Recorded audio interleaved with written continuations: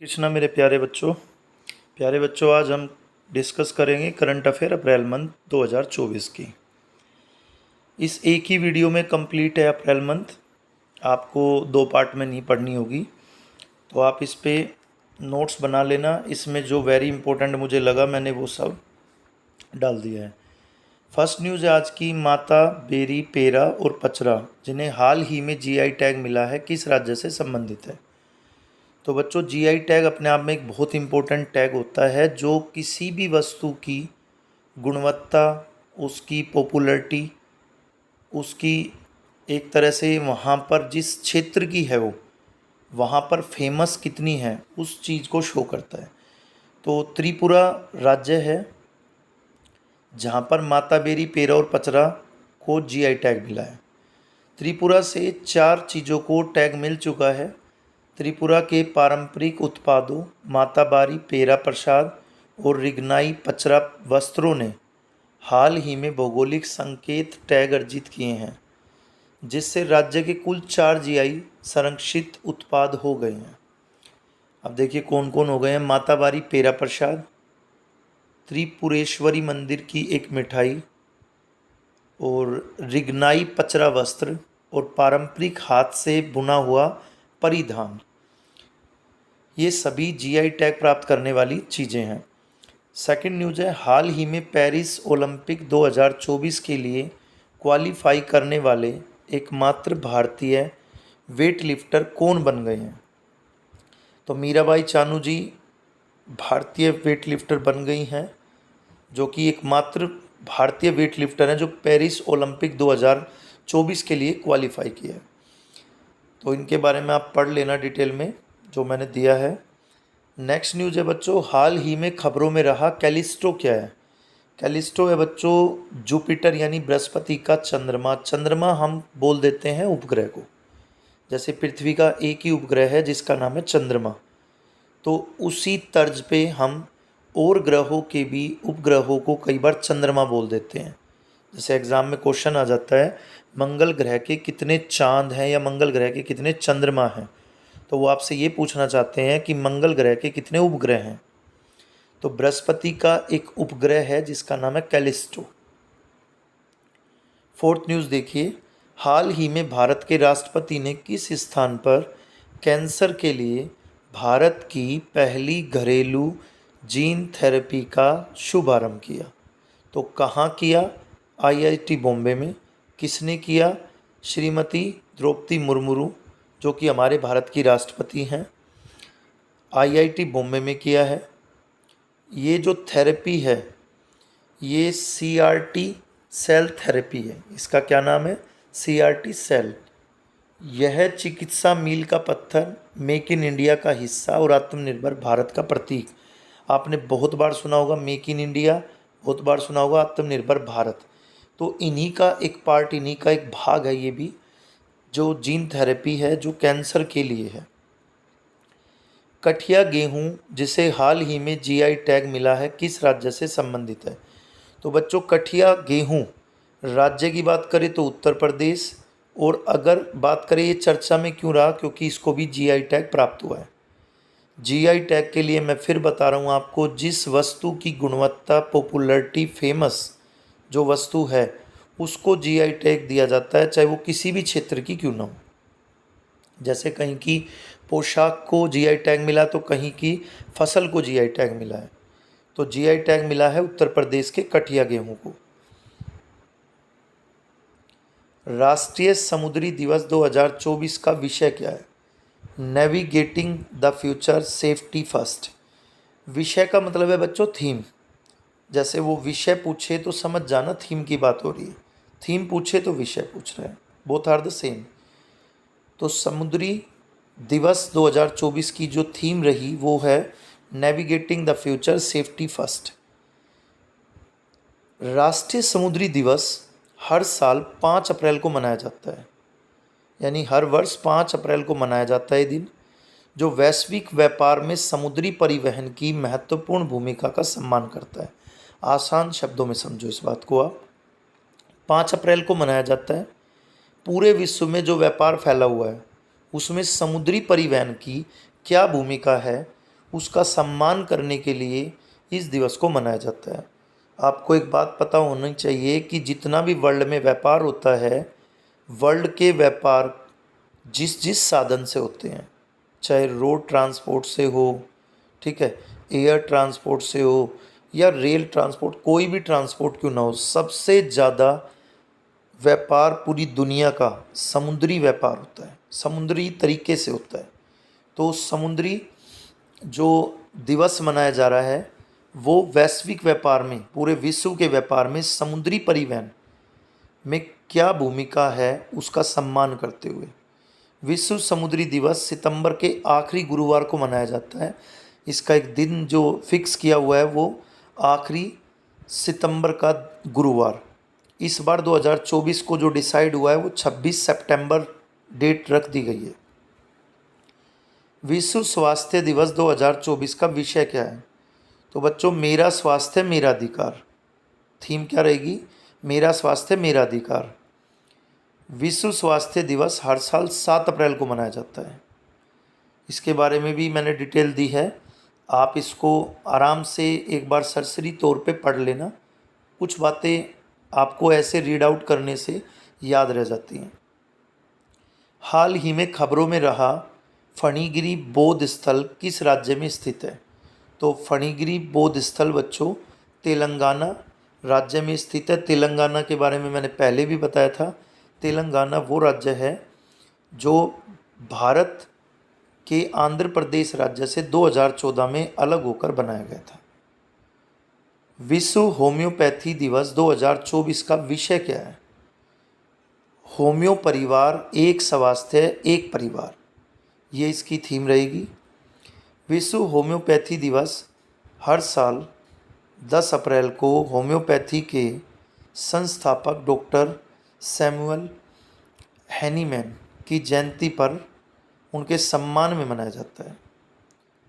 10th news है, Simon Harris हाल ही में किस देश के नए प्रधानमंत्री बने हैं? तो साइमन हैरिस चर्चा में इसलिए रहे क्योंकि ये बहुत कम उम्र में बनने वाले प्रधानमंत्रियों की लिस्ट में है। केवल 37 वर्ष की उम्र में ये प्रधानमंत्री बने हैं। 9 अप्रैल 2024 को आयरलैंड के। नाम है साइमन हैरिस। हाल ही में कौन सा बैंक लक्षद्वीप में शाखा खोलने वाला पहला निजी बैंक बन गया? तो बच्चों, अब तक लक्षद्वीप में सरकारी बैंक तो पहले से थे, सरकारी बैंक तो ऑलरेडी हैं। अगर हम बात करें प्राइवेट सेक्टर का बैंक तो HDFC बैंक ने वहाँ पर पहल की है। HDFC बैंक प्राइवेट सेक्टर का पहला बैंक बन गया जिसने लक्षद्वीप में जाकर अपना बैंक ओपन किया है, अपनी शाखा ओपन की है। बच्चों, एक बात आपको पता होनी चाहिए कि जो लक्षद्वीप है वो भारत में कहाँ पर लोकेट है, कहाँ पर स्थित है। तो भारत जब दक्षिण की तरफ आप देखेंगे, भारत को जब नीचे की तरफ देखेंगे जहाँ पे तमिलनाडु और केरल हैं, तो तमिलनाडु केरल के राइट साइड में आप एक मैप लेना, तब इस चीज़ को मैप लेकर समझना, आपको एक एक बात समझ आ जाएगी। भारत का जो उत्तरी भाग है वो है जम्मू कश्मीर, लद्दाख, ये सब। भारत का जो दक्षिणी भाग है वो तमिलनाडु केरल की तरफ। तो जो तमिलनाडु केरल की तरफ का भाग है, उस भाग के राइट साइड में बंगाल की खाड़ी पड़ती है, लेफ़्ट साइड में बच्चों अरब सागर पड़ता है, और लेफ़्ट साइड में जो अरब सागर है उसी के अंदर एक द्वीप है, उसी पर एक द्वीप बना हुआ है जिसका नाम है लक्षद्वीप। और लक्षद्वीप जो है वो हमारे भारत के तमिलनाडु और केरल के लेफ़्ट साइड में पड़ेगा, यानी कि पश्चिम की तरफ पड़ेगा। अच्छा, एक बात और पता होनी चाहिए आपको कि अरब सागर और बंगाल की खाड़ी दोनों के दोनों हिंद महासागर का भाग है। हिंद महासागर एक महासागर है। उस महासागर के 2 पार्ट हैं जो हमारे भारत के नज़दीक हैं। एक पार्ट का नाम है अरब सागर, जो केरल और तमिलनाडु के लेफ़्ट साइड में पड़ता है, यानी कि पश्चिम की तरफ पड़ता है। और जो इनके पूर्व की तरफ पड़ता है वो है बंगाल की खाड़ी। और दोनों किसका पार्ट है? दोनों हिंद महासागर का, इंडियन ओशियन का भाग है। तो बच्चों, इस लक्षद्वीप में पहली प्राइवेट शाखा HDFC बैंक ने ओपन की है। हर साल कौन सा दिन विश्व कला दिवस के रूप में मनाया जाता है? तो 15 अप्रैल। 15 अप्रैल को विश्व कला दिवस के रूप में मनाया जाता है। हाल ही में 12वीं बार राष्ट्रीय महिला कैरम का खिताब किसने जीता? जिस खेल को बच्चों आज तक हमने बहुत इजीली, बहुत हल्के में लिया, स्कूल टाइम, आपके स्टूडेंट लाइफ के टाइम पे कैरम, जिसको हम हर घर में बहुत अच्छे से खेला जाता था, छुट्टियों के टाइम पे खेला जाता था, और इस खेल में हम ज़्यादातर माहिर हो जाया करते थे। हमें नहीं पता था कि ये खेल भी आपको कहीं ना कहीं बहुत बड़ी अपॉर्चुनिटीज़ दे सकता है, क्योंकि हमें किसी ने इसके बारे में कभी गाइड नहीं किया। तो हमने सोचा कोई ये गेम ही नहीं है, तो घर में खेला जाने वाला गेम है। तो कोई भी चीज़ लाइटली ना ले, हर चीज़ का बहुत बड़ा इम्पोर्टेंस हो सकता है आपकी लाइफ में।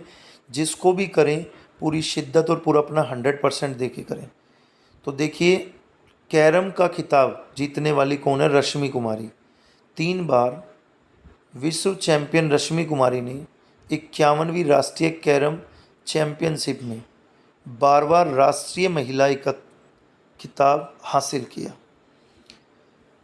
18 अप्रैल विश्व विरासत दिवस। हर साल 18 अप्रैल को दुनिया भर में विश्व विरासत दिवस मनाया जाता है, जिसे वर्ल्ड हेरिटेज डे भी कहा जाता है। इस दिन को स्मारकों और स्थलों के लिए अंतर्राष्ट्रीय दिवस के रूप में भी जाना जाता है। इस वर्ष के विश्व विरासत दिवस की थीम विरासत और जलवायु है। इस वर्ष की जो 18 अप्रैल विश्व विरासत दिवस मनाया जाता है, थीम क्या रही है? विरासत और जलवायु। भारत में मौजूद विश्व धरोहर स्थल। भारत में जो धरोहर स्थल हैं बच्चों, वो 3691 हैं, जिनमें से 40 को यूनेस्को की लिस्ट में शामिल कर दिया गया है, नामित किया गया है। जिसमें से कुछ 2-4 के नाम इसमें दिए हैं हमने, जैसे अजंता की गुफाएं, ताजमहल जो कि आगरा में लोकेट है, एलोरा की गुफाएं, असम में काजीरंगा राष्ट्रीय उद्यान जैसे प्राकृतिक स्थलों को भी विश्व धरोहर स्थलों में शामिल किया गया है। तो बच्चों, भारत में कुल 3691 स्मारक हैं, जिनमें से 40 को यूनेस्को में शामिल कर दिया गया है। कब मनाया जाता है ये डेट आपको बता दी गई है। इस बार की थीम क्या थी? विरासत और जलवायु। हाल ही में जीआई टैग प्राप्त तिरंगा बर्फी उत्तर प्रदेश के किस शहर से संबंधित है? तो तिरंगा बर्फी जो कि भारत की आज़ादी से जुड़ा हुआ एक नाम है, जुड़ा हुआ एक व्यंजन है, जो कि यूपी के एक डिस्ट्रिक्ट वाराणसी से संबंधित है। विश्व लीवर दिवस 2024 का विषय क्या है, यानी थीम क्या है? तो थीम है बच्चों, अपने लीवर को स्वस्थ एवं रोगमुक्त रखें। और ये दिवस 19 अप्रैल को विश्व लीवर दिवस के रूप में मनाया जाता है, जागरूकता बढ़ाने के लिए लोगों में। हाल ही में खबरों में रही लक्ष्मण तीर्थ नदी किस नदी की सहायक नदी है? तो लक्ष्मण तीर्थ नदी बच्चों कावेरी नदी की सहायक नदी है। इस नदी को चर्चा में इसलिए रखा गया इस बार, क्योंकि बहुत ज़्यादा गर्मी, सूखा पड़ने की वजह से नदी का जल सूख गया। गर्मी बहुत ज़्यादा रही इस बार, टेम्परेचर बहुत ज़्यादा होने की वजह से इस बार जो कावेरी की सहायक नदी है, जिसका नाम है लक्ष्मण तीर्थ नदी, वो पूरी तरह सूख चुकी है। हाल ही में खबरों में रही लक्ष्मण तीर्थ नदी किस नदी की सहायक नदी है? अच्छा, ये रिपीट हो गया बच्चों, सेम ही क्वेश्चन है। भारत फिलीपींस को ब्रह्मोस मिसाइलें सौंपेगा।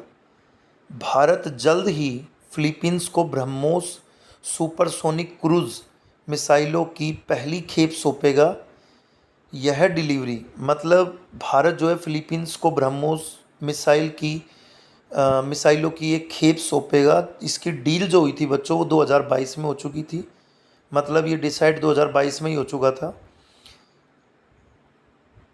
ब्रह्मोस क्या है उसके बारे में कुछ दिया है, थोड़ा ध्यान से समझने की कोशिश करो। ब्रह्मोस एक सुपरसोनिक क्रूज मिसाइल है बच्चों, जिसे भारत के रक्षा अनुसंधान और विकास संगठन यानी DRDO और रूस के NPO मशीनोस्ट्रोयेनिया द्वारा संयुक्त रूप से विकसित किया गया, यानी दोनों देशों ने मिलकर विकसित किया इसको, रूस ने और भारत ने। रूस कभी से भारत का सहयोगी देश रहा है। भारत की रक्षा में, भारत के रक्षा के लिए जो हथियार चाहिए उनमें रूस हमेशा से भारत को सपोर्ट करता है। इसे विश्व स्तर पर सबसे सफल मिसाइल कार्यक्रमों में से एक माना जाता है, जो अपनी उच्च परिशुद्धता और तीव्र लक्ष्य निर्धारण क्षमताओं के लिए जाना जाता है। मतलब अपनी कुछ खासियत के कारण ये विश्व में प्रसिद्ध हो चुका है। इस मिसाइल को जमीन, समुद्र और हवाई प्लेटफॉर्म से प्रेक्षित किया जा सकता है, यानी कि ज़मीन पे भी काम करेगी, समुद्र में भी काम करेगी और हवा में भी काम करेगी। तो तीनों जगह मार करने वाली है और इसकी मारक क्षमता है 290 किलोमीटर और यह 300 किलोग्राम वजन तक के जो हमारे पारंपरिक हथियार हैं जिनको आज तक हम यूज़ करते आ रहे हैं उनको भी ले जाने में सक्षम है, यानी कि कैपेबल है। 21 अप्रैल सिविल सेवा दिवस। हर साल भारत में 21 अप्रैल को सिविल सेवा दिवस मनाया जाता है। इस दिवस को मनाने का मुख्य उद्देश्य सिविल सेवकों के प्रयासों और कार्यों को प्रेरित करना है। तो भारत में जो 21 अप्रैल मनाया जाता है वो सिविल सेवा दिवस के रूप में मनाया जाता है। सिविल सेवकों को प्रशासनिक अधिकारी कहा जाता है, माय डियर। और दिवस कोई भी हो, मैंने बताया था आपको, इसलिए मनाए जाते हैं ताकि जागरूक हों लोग उस दिन के बारे में और प्रेरित हों। तो पुरस्कार से रिलेटेड बात करें तो सिविल सेवा दिवस पर भारत के विभिन्न अधिकारियों को लोक प्रशासन में उत्कृष्टता के लिए प्रधानमंत्री पुरस्कार, यानी लोगों की सेवा करने के लिए जो पुरस्कार दिए जाते हैं वो 3 पार्ट में, 3 कैटेगरी में बटे हुए हैं। फर्स्ट कैटेगरी में आते हैं पहाड़ी राज्य और उत्तर पूर्वी यानी नॉर्थ ईस्ट के स्टेट्स। फर्स्ट कैटेगरी में वो लोग आएंगे। सेकंड कैटेगरी में आएंगे हमारे सभी यूटी यानी केंद्र शासित प्रदेश, हमारे सभी केंद्र शासित प्रदेश। और जो थर्ड कैटेगरी होगी उसमें आएंगे बाकी बचे हुए 18 राज्य। 21 अप्रैल ही क्यों डिसाइड किया गया ये दिन? क्योंकि बच्चों सरदार वल्लभ भाई पटेल ने सन 1947 में प्रशासनिक सेवकों का जो फर्स्ट बैच था, जो पहला बैच निकला था सिविल सेवकों का, उसको संबोधित किया था, उनका सम्मान किया था, उनको प्रोत्साहित किया था। हालांकि हमारे भारत में 2006 में पहली बार यह दिवस मनाया गया था। शुरू कब से किया गया, सम्मान कब से किया गया, संबोधित कब से किया जा रहा है? 1947 से। किसके द्वारा किया जा रहा है? सरदार वल्लभ भाई पटेल के। और सरदार वल्लभ भाई पटेल वो नाम है जिनको भारत का लौह पुरुष के नाम से भी जाना जाता है। तो इसका जो महत्व है वो है, सरदार वल्लभ भाई पटेल के अनुसार सिविल सेवक भारतीय अर्थव्यवस्था की रीढ़ है। वे लोक प्रशासन के सुचारू संचालन के लिए अथक प्रयास करते हैं। यानी लौह पुरुष के अनुसार जो भारत के सिविल सेवक हैं, जो भारत के यूपीएससी क्वालिफाइड स्टूडेंट्स हैं, ऑफिसर्स हैं, वो सभी भारत की अर्थव्यवस्था की एक रीढ़ की हड्डी हैं। क्योंकि उनकी इस प्रशासन करने के तरीके को, इस मैनेजमेंट के तरीके के कारण ही हम भारत में हर चीज़ को एक बैलेंस तरीके से कर पाते हैं। क्योंकि प्रशासन चलाने के लिए हमें प्रशासनिक अधिकारियों की ज़रूरत होती है, जो प्रशासनिक अधिकारी हमें सिविल सेवा के टेस्ट के बाद प्राप्त होते हैं, जो यूपीएससी कंडक्ट कराता है एग्ज़ाम। 22 अप्रैल पृथ्वी दिवस के रूप में मनाया जाता है। ये 1970 से मनाया गया, पहली बार 1970 में मनाया गया था 22 अप्रैल को। कौन सा दिन? पृथ्वी दिवस। और बच्चों 1970 के बाद से इसको हर वर्ष 193 देश मनाते हैं 22 अप्रैल को पृथ्वी दिवस के रूप में। हाल ही में राष्ट्रीय सुरक्षा गार्ड यानी एनएसजी के महानिदेशक के रूप में किसे नियुक्त किया गया है? यानी एनएसजी जो कि हमारे देश की फोर्स है, उसके महानिदेशक के रूप में नलिन प्रभात जी को नियुक्त किया गया है। वरिष्ठ आईपीएस अधिकारी नलिन प्रभात को भारत के राष्ट्रीय सुरक्षा गार्ड का महानिदेशक नियुक्त किया गया है। तो बच्चों पहले ये प्रशासनिक अधिकारी रहे हैं, यानी कि वरिष्ठ आईपीएस अधिकारी। आईपीएस वो पोस्ट जो कि प्रशासनिक अधिकारी यानी यूपीएससी एग्ज़ाम देने के बाद मिलती है। पहले ये प्रशासनिक अधिकारी थे यानी आईपीएस थे, और उसके बाद इनको एक पोस्ट दी गई है जो महानिदेशक की पोस्ट है। त्रिशूरपुरम एक भव्य मंदिर उत्सव मुख्य रूप से किस राज्य से जुड़ा है? तो त्रिशूरपुरम केरल से जुड़ा हुआ है।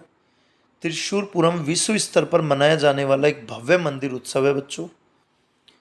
इसमें संगीत, जुलूस, मेले, आतिशबाजी सभी एकजुट होकर लोग करते हैं, मतलब उसको बहुत अच्छे से सेलिब्रेट करते हैं।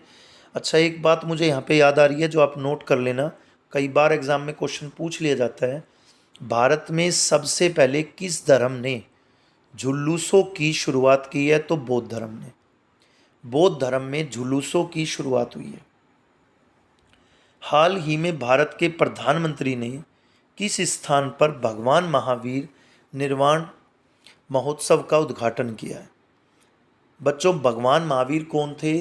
जैन धर्म के 24वें तीर्थकर। जैन धर्म में 24 गुरु हुए हैं, 24 तीर्थकर हुए हैं, जिसमें से एक का नाम है, सबसे पहले जो हैं, जो संस्थापक हैं, जो फाउंडर हैं, ऋषभदेव, और जो 24वें हैं, लास्ट है, जिनका नाम है भगवान महावीर। भगवान महावीर के बारे में कुछ हिस्ट्री की बातें जान लेते हैं, जो उनका इतिहास है उसके बारे में, ताकि तुम्हें थोड़ा अच्छे से समझ आए ये टॉपिक। भगवान महावीर का जन्म जो हुआ है वो भारत में हुआ है। भगवान महावीर का जन्म बिहार में हुआ है, भारत के बिहार में। भगवान महावीर क्षत्रिय परिवार से बिलोंग करते थे। भगवान महावीर के बचपन का नाम था बच्चों वर्धमान। पिताजी का नाम इनका सिद्धार्थ था, माता जी का नाम त्रिशला था, बड़े भाई का नाम नंदीवर्धन था। भगवान महावीर ने 30 साल की उम्र में अपने घर को त्याग दिया था, यानी गृह त्याग किया। गृह त्याग के बाद इन्होंने तपस्या की है करीब 12 वर्ष। 12 वर्ष के बाद इनको ज्ञान की प्राप्ति हुई है, जिस दिन से इनको वर्धमान की बजाय महावीर नाम दिया गया। एक नाम दिया गया जिन, महावीर के अलावा एक नाम दिया गया जिन, जिसका अर्थ होता था विजेता। जिसने अपनी आत्मा को जीत लिया उसको जिन कहा गया। यानी ये भगवान महावीर का इतिहास है जो अभी डिस्कस किया मैंने। तो भगवान महावीर जैन धर्म के 24वें गुरु, 24वें तीर्थकर हैं, जिनकी जयंती के रूप में, जिनकी जयंती के दिन, जिनकी जो जयंती थी वो 2550वीं थी। उस दिन नरेंद्र मोदी जी ने इस महोत्सव का उद्घाटन किया है। 23 अप्रैल अंग्रेजी भाषा दिवस के रूप में मनाया जाता है बच्चों। 23 अप्रैल को हर साल अंग्रेजी भाषा दिवस के रूप में मनाया जाता है। 23 अप्रैल को विलियम शेक्सपियर की जन्म तिथि और मृत्यु की तिथि दोनों को मनाने के लिए अंग्रेजी भाषा दिवस के रूप में चुना गया था। हाल ही में खबरों में रहा टेल वैली वन्यजीव अभ्यारण्य किस राज्य में स्थित है? अप्रैल मंथ की जो वीडियो मैंने डाल रहा हूँ मैं आज, इसमें एक तो अभ्यारण्य, एक दिवस की थीम, ये बहुत इम्पोर्टेंट है, और जीआई टैग। अप्रैल मंथ में बहुत ज़्यादा है, ये आपको ये याद करनी है।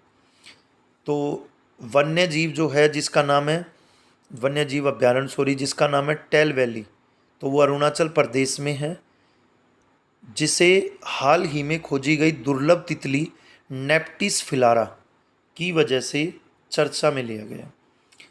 हाल ही में समाचारों में उल्लेखित क्रिस्टल मेज 2 क्या है? तो बच्चों, क्रिस्टल मेज 2 है बैलिस्टिक मिसाइल। एक मिसाइल है ये, जिसको भारतीय वायुसेना ने हाल ही में सफल परीक्षण किया, जिसे रोक्स के नाम से भी जाना जाता है। तो क्रिस्टल मेज 2 का एक नाम क्या है? रोक्स। ये क्या है? ये एक तरह की बैलिस्टिक मिसाइल है।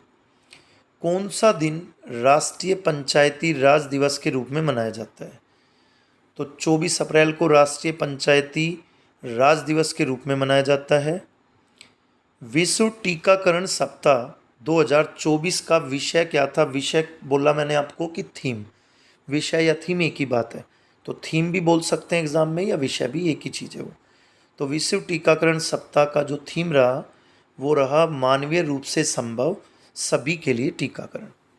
टीकों के महत्व को उजागर करने के लिए प्रतिवर्ष 24 से 30 अप्रैल तक विश्व टीकाकरण सप्ताह मनाया जाता है। 2012 में विश्व स्वास्थ्य सभा द्वारा स्थापित यह अब 180 से अधिक देशों में फैला हुआ है। तो टीकाकरण का महत्व समझाने के लिए, बताने के लिए 24 से 30 अप्रैल के बीच ये मनाया जाता है। विश्व टीकाकरण सप्ताह बोलते हैं इसको हम, ना कि दिन बोलेंगे, क्योंकि 24 से 30 एक पूरा वीक बन जाता है, तो इसको सप्ताह बोलते हैं। हाल ही में खबरों में रहा कालेश्वर वन्य जीव अभ्यारण्य किस राज्य में स्थित है। तो बच्चों, अभ्यारण्य बहुत इंपॉर्टेंट है। अभ्यारण्य इस वीडियो में बार बार आ रहे हैं। तो ये जो कालेश्वर वन्य जीव अभ्यारण्य है, ये हरियाणा में स्थित है। हाल ही में भारतीय कुश्ती महासंघ WFI के एथलीट आयोग के अध्यक्ष के रूप में किसे चुना गया। तो नरसिंह यादव को चुना गया है अप्रैल 2024 में। राष्ट्रमंडल खेलों के पूर्ण स्वर्ण पदक विजेता यानी गोल्ड मेडलिस्ट हैं ये नरसिंह पंचम यादव भारतीय कुश्ती महासंघ के एथलीट आयोग के अध्यक्ष बने हैं। और लास्ट न्यूज़ है बच्चों आज की, हाल ही में खबरों में रहा शेरगढ़ वन्यजीव अभ्यारण्य किस राज्य में स्थित है। तो ये राजस्थान में स्थित है। इस वीडियो में 3 के करीब अभ्यारण्य और 4 से 5 GI टैग और कुछ नियुक्तियाँ और कुछ दिवस ये दिए गए हैं बच्चों। बस यही अप्रैल मंथ में आपको पढ़ना है, यही इम्पोर्टेंट है। एक वीडियो मैं जल्द अपलोड करूँगा भारत में जिन चीज़ों पर अभी 2024 में या जो हाल फिलहाल में GI टैग प्राप्त वस्तुएं हैं, किस किस राज्य से हैं और कौन कौन सी वस्तु या कौन कौन सी मतलब कोई पोशाक, कोई कपड़ा, कोई भी इस चीज़ से रिलेटेड जिसको GI टैग प्राप्त हुआ है, उस पर पूरी एक वीडियो डालूंगा मैं आपको। उस पूरी को आपको 2-3 बार बस सुन लेना है, इतना ही काफ़ी है, वो याद रहेगी आपको। GI टैग से क्वेश्चन आता है एग्ज़ाम में, इम्पोर्टेंट है ये। तो बच्चों, आज की इस वीडियो में हमने अप्रैल को कवर किया है। मई हम अपलोड कर ही चुके हैं 2 पार्ट में। अप्रैल एक ही पार्ट में कंप्लीट हो गया हमारा। आज मंडे है, मंडे से सैटरडे या संडे तक यानी इस वीक में मैं मार्च, फेब, जनवरी और दिसंबर यानी 3 से 4 मंथ की कंप्लीट वीडियो अपलोड कर दूंगा। मेरी पूरी कोशिश होगी, मेरे पूरे एफर्ट्स होंगे इस काम को करने के लिए, क्योंकि जिन बच्चों के जो भी एग्ज़ाम आ रहे हैं वो कम से कम 1 साल तक की करंट अफेयर कवर करके जाएं। रिस्क ना लें अपने कैरियर के साथ कि 3 महीने या 4 महीने की करंट अफेयर पढ़ ली, नहीं काम चलेगा उससे। आपको करंट अफेयर कम से कम 1 साल और ज़्यादा से ज़्यादा 1.5 साल की कवर करनी है, क्योंकि आजकल जो एग्ज़ाम आ रहे हैं उनमें 1 साल से पीछे तक की भी न्यूज़ पूछ लेते हैं। तो बच्चों, 1.5 साल तक की भी हमें करनी पड़ सकती है, लेकिन बहुत ज़्यादा नहीं होंगे। जिस तरह आपने देखा 20, 25, 30 न्यूज़ तक में सिमट जाएगा कोई भी मंथ। तो इतना बहुत बड़ा काम नहीं है करना। इसको अगर आप डेली भी आधा घंटा दोगे, करंट अफेयर के पार्ट को डेली आधा घंटा दे दो आप बिल्कुल अपडेट रहेंगे। आप हर मंथ की वीडियो देखो। पहले तो मैं इस चैनल पे एक काम करने जा रहा हूँ कि पहले तो ये आपको 1 से सवा साल, 1.5 साल तक की वीडियो अपलोड करूँगा। उसके बाद ये मंथली जो मैं अपलोड कर रहा हूँ अप्रैल, मई, मार्च, इस तरह पहले तो मंथली आपको दे दूँ। उसके बाद डेली की करंट अफेयर, या फिर डेली मुझे लग रहा है कि आज कोई करंट अफेयर वो काम की नहीं है जो एग्ज़ाम पॉइंट ऑफ व्यू से हमें लगे, तो 2 दिन की या 3 दिन की, मतलब वीक कोई भी आपका खाली नहीं जाएगा, उसमें आपको करंट अफेयर मिलती रहेगी। वीक में 2 क्लास, 3 क्लास इसी पे अपलोड होंगी। तो करंट अफेयर के लिए कहीं समस्या नहीं आएगी, कोई बुक पढ़ने की अलग से ज़रूरत नहीं होगी। आप बस करंट अफेयर के लिए वीडियो देखते जाओ, नोट्स बनाते जाओ, इसको ज़्यादा से ज़्यादा सुनो, ज़्यादा से ज़्यादा पढ़ो। आपको ये सब चीज़ें आपके हैबिट हो जाएगी, एक नेचर में हो जाएगी कि आप किसी को भी कहीं कोई मुद्दा से रिलेटेड बात हो रही है तो आप उस पर 10 बातें बता पाएंगे। तो काफ़ी आज के लिए। नेक्स्ट वीडियो आएगी आपकी मार्च पर, और जब ये कंप्लीट हो जाएंगे तो मैं एक GI टैग पे भी बनाऊंगा। बहुत सारा मटेरियल है बच्चों माइंड में जो आपको देना है। मेहनत करो, बहुत ढंग से मेहनत करो, शिद्दत से करो और खुद के लिए डेली लड़ाई लड़ो और खुद पर ही काम करो। दूसरों को मत समझाओ, दूसरों को मत सिखाओ, क्योंकि हमें खुद सीखने की बहुत ज़रूरत है। खुद को बहुत सुधारना है अभी, क्योंकि हम सब एक भंवर में हैं। जो बच्चे हमारे सेलेक्ट हैं वो इस भंवर से पार हैं। जो बच्चे सेलेक्ट हैं हमारे, वो विनर है मेरी नॉलेज में। क्योंकि वो विनर इसलिए हैं क्योंकि एक जॉब के बाद भी वो रुक नहीं रहे हैं, उसके बाद भी वो लगातार कोशिशें करते जा रहे हैं। तो विनर वो है जो अपने लक्ष्य जो उसने बना लिया, जो उसने सपना देख लिया, जब तक वो अचीव ना हो जाए, जब तक वो हटेगा नहीं। जिद्दी होना जरूरी है अपने सपनों के प्रति। हार मानने में कुछ नहीं लगता, सेकंड लगती है, लेकिन ठान लेने में बहुत दम लगता है। अब ये आप पे डिपेंड करता है, आपकी सोच पे डिपेंड करता है कि आप किस तरह की सोच के व्यक्ति हैं। आप हार जल्दी मानते हैं या आप ठान लेते हैं। अगर मान लो तो हार है और ठान लो तो जीत है। सुना होगा आपने, अगर आप मान लोगे कि यार मुश्किल है, होगा या नहीं होगा, तो डेफिनेटली नहीं होगा। और अगर आपने ठान लिया कि इस बार एक पोस्ट मैं लेकर ही रहूँगा, चाहे कितना भी पेपर को घुमा ले, लेकिन मैं उस पेपर को क्रैक करके ही रहूँगा। लेकिन ये सब होगा कब? जब आप सिस्टमेटिक वे में चलेंगे। अभी आज हमने डिस्कस किया 21 अप्रैल को कौन सा दिवस मनाया जाता है?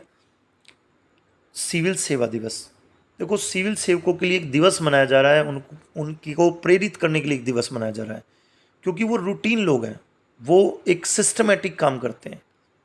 हमारे देश की फौज, हमारे देश की फोर्स, हमारा जवान, देश का जो सैनिक है, जो देश की शान है, हम उनको सैल्यूट करते हैं। कारण उनके डिसिप्लिन को। वो भी आम आदमी थे, लेकिन उनके डिसिप्लिन ने उनको आम से खास बना दिया, और वो इतने डेडिकेटेड हैं अपने काम को लेकर।